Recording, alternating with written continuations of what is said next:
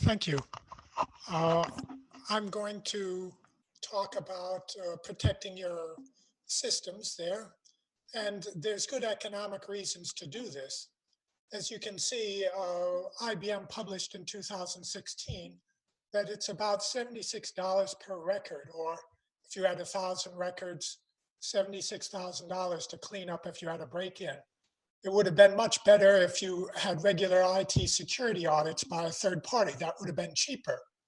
But what I'm going to talk to today is about actually preventing break-ins or responding to them extraordinarily quickly. And that's done simply by upgrading your server to the latest operating system, Windows Server 2016. That only costs $800, much cheaper than some of the other alternatives. Just a quick background of me. I'm currently located in New York City, but I served for a number of years as the president of the ISACA chapter in New Orleans. That's the Information Security Auditors Association. I spoke at their annual conference in 2016, which I actually hosted in New Orleans. And last year, I spoke at the Association of Record Managers annual conference, which was in Orlando, Florida. My background is as a security architect, and I also cover data analytics. Now, of course, a chain is only as strong as its weakest link, and there's 6 different major areas of computers.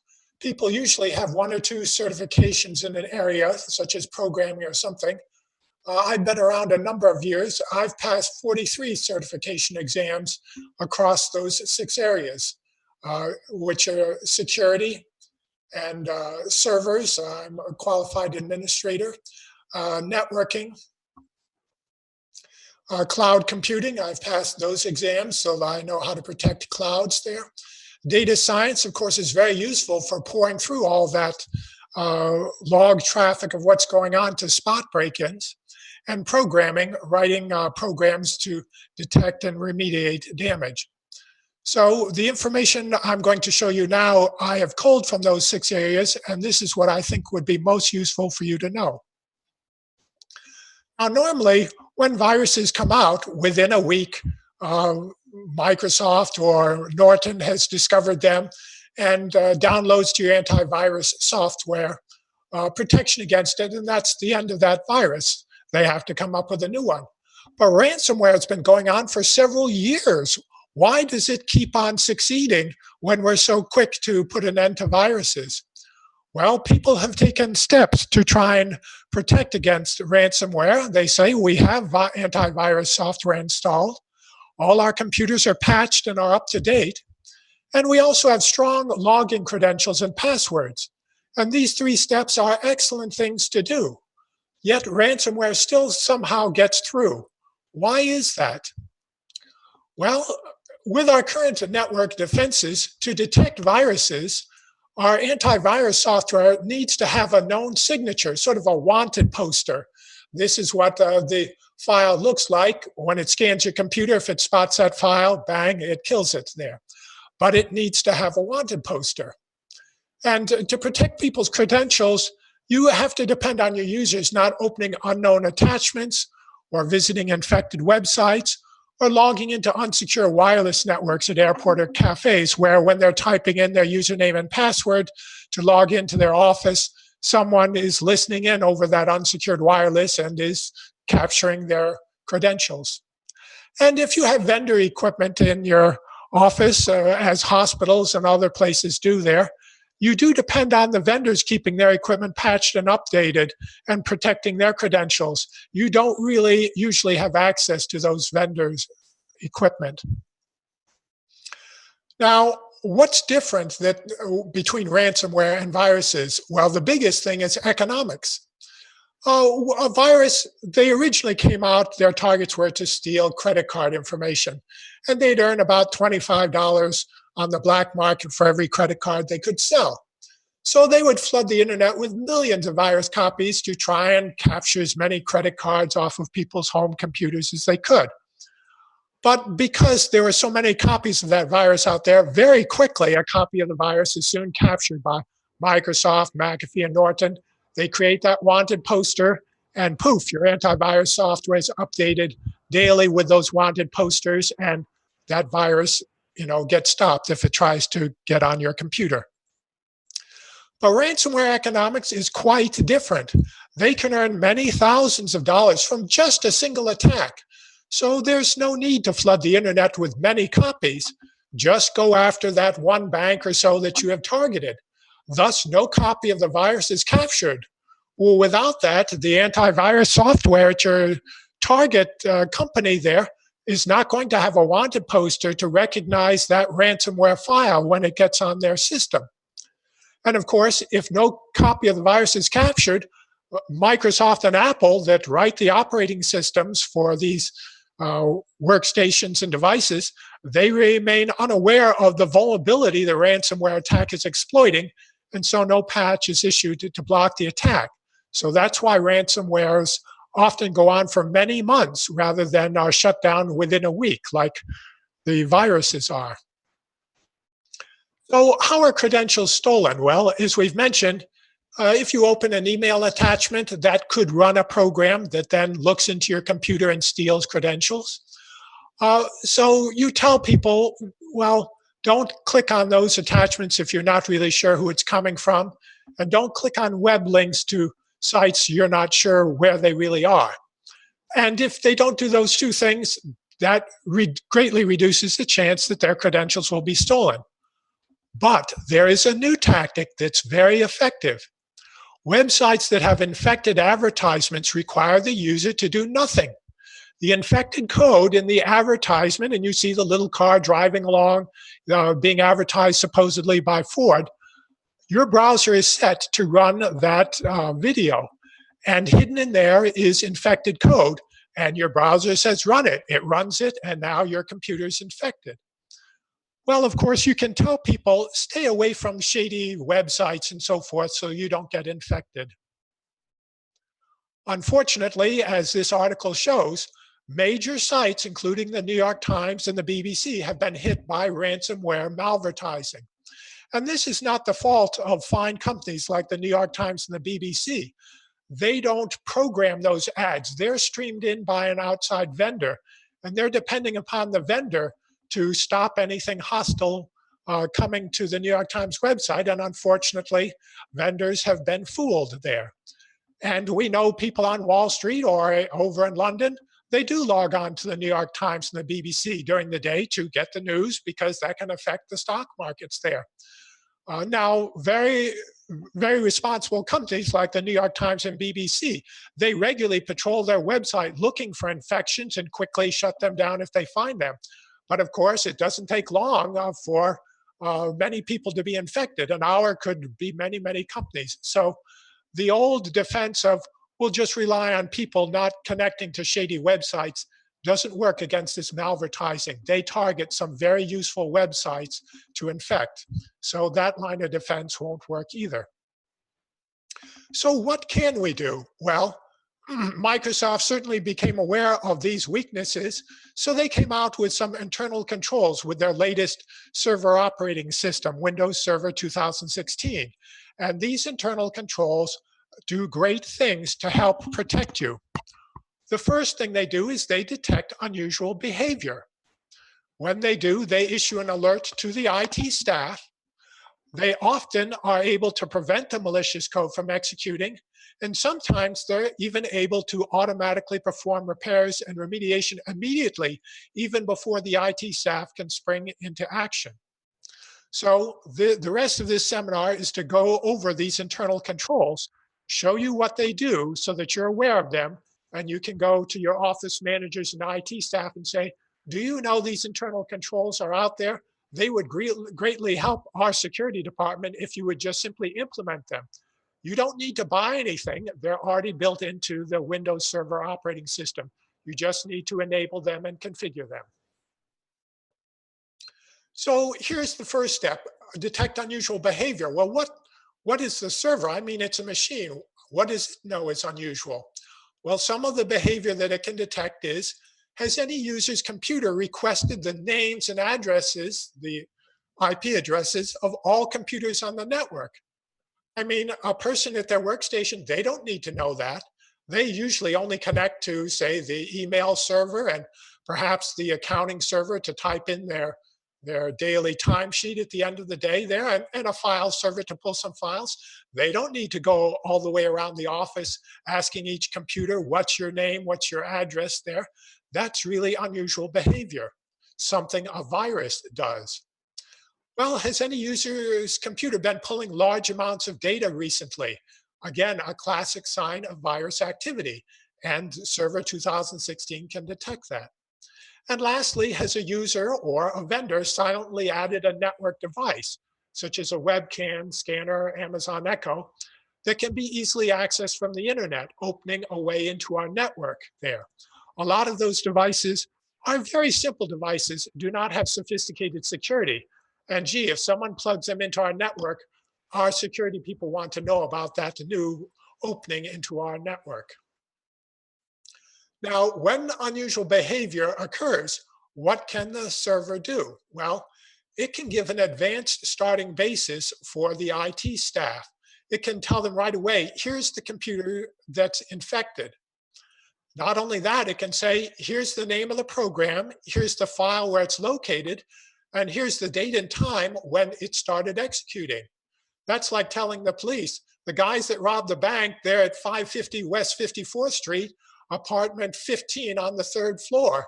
That's a tremendous head start for the IT staff. Normally, the IT staff has to start searching all the computers in the office. That can take them a long time before they actually get to find the infected computer and start shutting it down.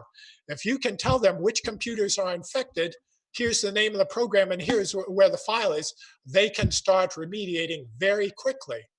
And it also saves a lot of expense. If you have an outside vendor, he doesn't have to scan all 100 computers in the office. Here's the 3 that were infected, and here's the other computers they infected to. So this really is an excellent starting basis it can give for your IT staff if an infection occurs.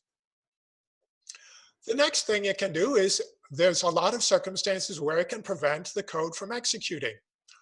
An internal control called code integrity does these things. First, it scans the computer and compiles a list of all executable programs on that computer. An IT administrator looks at that list and he checks off which ones are approved to run, such as Microsoft Word, Outlook, and so forth, and tells the operating system of the computer it's okay to run those approved programs. Now, if a virus does evade your defenses and gets on that computer and it tries to start itself up, the operating system looks at the whitelist, says that executable file isn't on my approved list, and Windows won't start up that file. No matter if you click on it, no matter what you do, it's not on the approved whitelist, it won't start up. So this is an excellent way. It doesn't need a wanted poster, doesn't need to know the name of the program. It just knows that that program is not on the whitelist. So it's very good against new viruses for which there isn't a wanted poster yet. In addition to going by the names of the programs, you could also go by the publisher.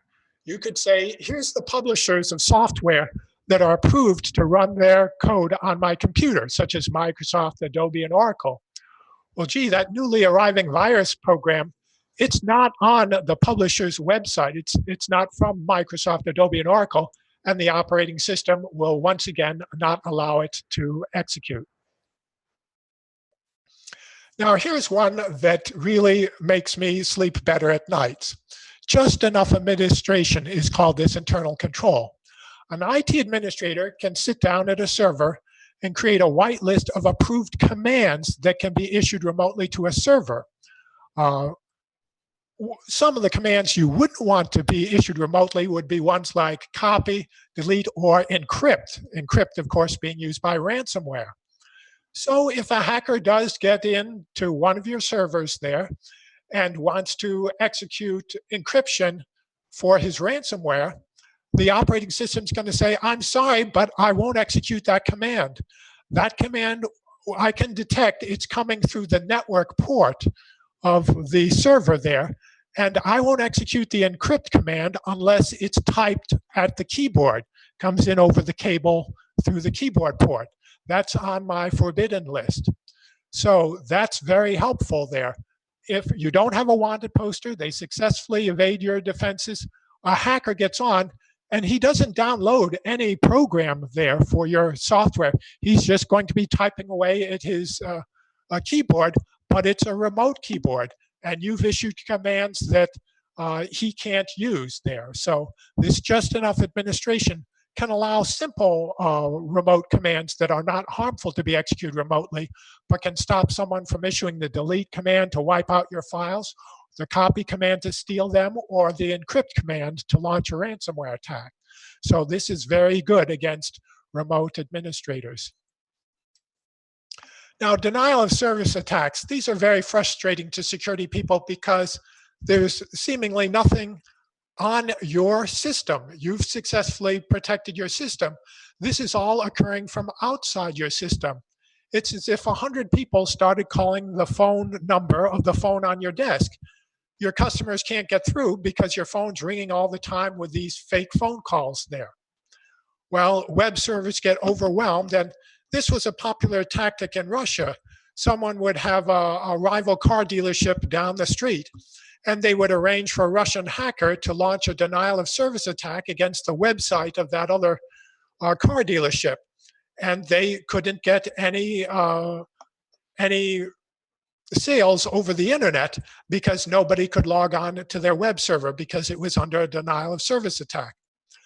Well, an internal control of Windows Server 2016 called response rate limits can be set. If any outside computer issues more than 5 requests per second, and that's the number I've picked for the response rate limit, drop that connection and blacklist that computer's IP address. So if they immediately call back, you don't even pick up the phone. So even if they recruit hundreds of computers, within a couple of minutes, you're going to have blacklisted the internet addresses of all those hundreds of computers and completely ignore them, and regular traffic is able to resume. All quicker than your IT staff can do anything. And really, there isn't much your IT staff can do because there's nothing on their network for you to change there. So this is an excellent automatic springs to life defense against denial of service attacks. Now, here's where you haven't had a malicious attack. These are just things that can go wrong but have very serious consequences. A database server is taken offline because the operating system crashed, or physical equipment fails. Disk drives, network cards, these things do wear out and can go awry. Of course, you could have a hacker blocking access to that server there. Well, there's an internal control called network controller that routinely calls each server in your office once a minute and detects if it's unresponsive. If it is, it's automatically going to shift all the office traffic over to a secondary server.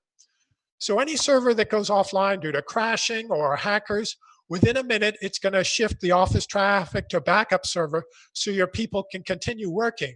Meanwhile, it issues an alert to the IT staff who go over and start to work on that damaged server. But the good thing is your customers and employees automatically have been shifted over to that backup server. Normally, the IT staff would have to go around to each office computer and reset it to point to that backup server. Not with this network controller, it's automatically going to do that for everyone there. So this is another very good automatic remediation that can spring to life within 1 minute of a server becoming unresponsive. Now, suppose your database server is encrypted by ransomware. Well, every write that was sent to that disk drive of that database server, such as someone's typing in their daily worksheet there, as those keystrokes were going to that primary database server, a copy of them was sent to a secondary server. So the network controller calls the primary server once a minute, detects it's now unresponsive, automatically shifts you to that secondary server that it's been streaming people's keystrokes to there. So now they're able to resume doing payroll or whatever they were doing on that database server, instead of being out of action until the original server is recovered. So once again, keeping your employees and customers up and running is an excellent thing for your business. What about vendor equipment though? If that vendor software goes down, you don't know how to install it. You need to get the vendor to get online to reinstall it on another server, and that could be hours, it could be days there. Well, they have a solution for that too. Windows Server 2016 has a feature called containers. When a vendor goes to install software, you create a container and say, okay, now install your software inside this container. That container not only captures their software, it also captures each keystroke they use to install it. So if that vendor's server becomes unavailable, you can take a backup copy of that container, drop it, literally drag and drop it on another Windows Server 2016, and it will immediately replicate that container. All the vendor's software in it, all the vendor's keystrokes that installed it, and it will be up and running within minutes without you having to wait for the vendor's IT staff to come and reinstall their vendor software. Now, here's another one that's very useful. Many places use SQL. Well, this isn't built into Windows Server 2016. This is built into Microsoft SQL 2016, but it's such a valuable feature that I've included this internal control. One of the ways that they steal information is when it's unencrypted, because you certainly can have data encrypted, but when you go to use the data, you need to unencrypt it. And one of the major chains, Walmart or Target, they had information stolen from the cash registers because people's credit card information was unencrypted when it was in the memory of those computer cash registers. And that was very shrewd work by the hackers. Well, SQL 2016 is going to keep data encrypted even when it's in memory and when it's in transit, foiling eavesdroppers. The decryption keys are not stored on the SQL server itself. You pick a trusted office computer, such as the internal auditor's workstation or the office manager's workstation, and you put the decryption keys on that. So when someone goes to retrieve information from a database server, it's encrypted on the database server, it's sent over the network encrypted to their computer, it arrives on their computer encrypted. Their computer sends a signal to that trusted office computer elsewhere in their office, sends the encrypted information over to it, and receives the decrypted information back. Why is this very useful? Well, suppose that database server actually isn't on-premise. Suppose it's in a data center, a cloud data center run by one of the big vendors like Amazon or Microsoft. Well, gee, if the information is always encrypted at that data center, then the cloud vendor personnel and IT staff there cannot read it, because when they send a request to it, or if they look in the memory of that database server, it's still encrypted. The only time it's decrypted is when it's actually after it's arrived in your office. So now you can safely use cloud vendors and store databases on them, knowing that those databases will always be encrypted and will be encrypted in transit with the cloud vendor. They will never have access to the decrypted version, and they don't even have access to the decryption keys. They're stored in your local office. So it makes it much safer now to put the databases out on cloud vendors if you use this internal control called Always Encrypted that stores the encryption keys on your local office and keeps the traffic encrypted always when it's outside the office or in transit. Here's another one there. What about if you have an internal employee who is going to take information? Like suppose you have a salesman who's going to leave and go to a competitor. Well, gee, it'd be nice if he was able to bring up the records of all your customers, what things they buy, their names and addresses and so forth, and take those with him so he can start calling them and getting business. Well, SQL 2016 has a feature called row-level security, where you can set a filter for each user account and say, here's how I want you to filter the information, so that they can only see some of the records, not all of the records in the database. For example, you can say for each of the nurses here at our hospital, we only want her to be able to see the medical records of patients whose nurse is herself. They have a problem sometimes in California at their hospitals where celebrities check in. And of course, it becomes great gossip if you can find out, why is that celebrity here? Do they have some scandalous disease, or what's going on with them? Well, gee, the nurses can't bring up that information because they're not the nurse for that patient. And as I said with salesmen, they can bring up the information for their sales account, but not for other people's accounts. And of course, auditors always worry that if something malicious happens by an internal employee, that they'll go back and erase data to cover their tracks. Well, gee, one of your criteria for what data they can see is they can only see data whose transaction date is today. So if you have data entry employees who are going and putting information in, they cannot go back and change records of anything that was entered the day before or earlier.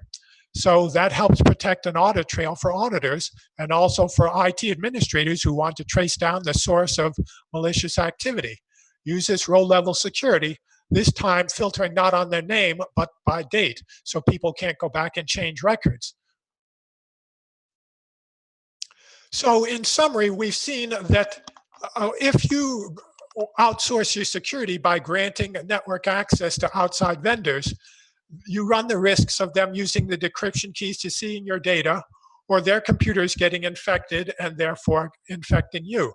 Now, of course, there's a number of excellent outside security vendors who don't do this. They have very good internal controls themselves. But your IT budget must pay a recurring monthly fee to them, and you may not have enough money in your budget. So what can you do? Well, we've seen from this seminar, you can educate yourself and defend yourself. Learn the latest operating system for servers, because they have these behavior-based internal controls now that come with them. These controls detect unusual behavior. They issue an alert to the IT staff.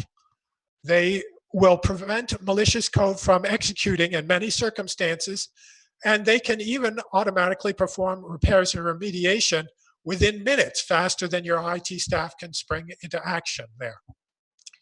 So that's a summary of my workshop, and if you have any questions, I'm certainly, John can forward them to me. Let me see if I can stop sharing and turn this back over to John Chucko. Well, thank you, Jeffrey. I'm just waiting to see if you have any questions. Just post it in the live stream chat.